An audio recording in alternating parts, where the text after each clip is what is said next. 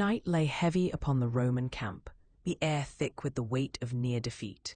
Fires burned low, casting flickering shadows over men slumped in exhaustion, their faces lined with dirt and despair.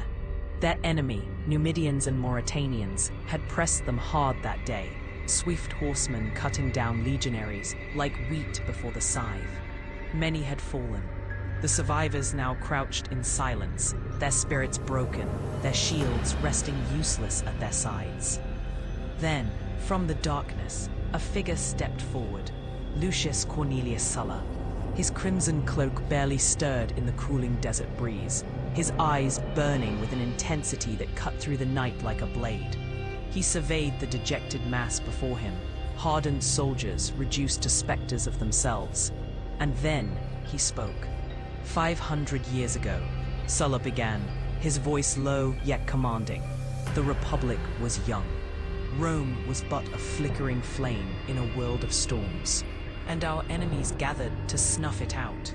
Our consul, Lucius Junius Brutus, had fallen in battle, and the old king Tarquin the Proud stood at the gates with an Etruscan army, seeking to reclaim his throne. The day's battle had been bitter, swords clashed, men died screaming, and when the sun dipped beneath the hills, neither side had won. A murmur ran through the crowd, familiar words, an old tale, but they did not interrupt. Sulla's voice held them fast. That night, the Romans were like you, battered, grieving, on the edge of ruin.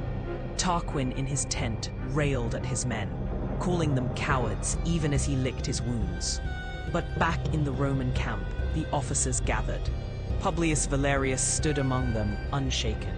He counted his warriors, checked their swords and spears, measured what strength remained. And though they had lost their consul, though the enemy laughed in their tents and drank to their destruction, Valerius told them, "We are not done, not yet." Sulla paused, his eyes sweeping over his audience, daring them to deny the truth he was weaving. And then, in the stillness of that fateful night, a voice rose from the darkness, a whisper on the wind, but as clear as a war horn.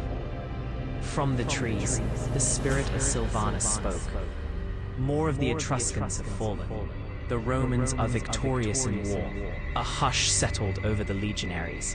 Some straightened. Others clenched their fists. The Romans could have doubted, could have remained huddled in fear. But they did not. They seized the omen for what it was, a call to strike. And so, under the cover of night, Valerius led them forth. They did not wait for dawn. They did not wait for strength to return. They rose as one, storming the enemy's camp with fury in their hearts. And the Etruscans, caught in their slumber, fell before them. Tarquin's men scattered like rats. The Romans chased them into the darkness, cutting them down, breaking them, turning what had been a stalemate into a final crushing victory. Sulla took a step forward, his boots crunching against the desert sand. He extended an arm, sweeping it over his men, as if he could will the fire of his words into their weary bones. Tonight, I tell you this story, not as a lesson from history, but as a call to action. We are the heirs of Valerius. We are the sons of Rome. And this night is ours. Do you hear it? The gods whisper in the wind. They tell us more of the enemy have fallen.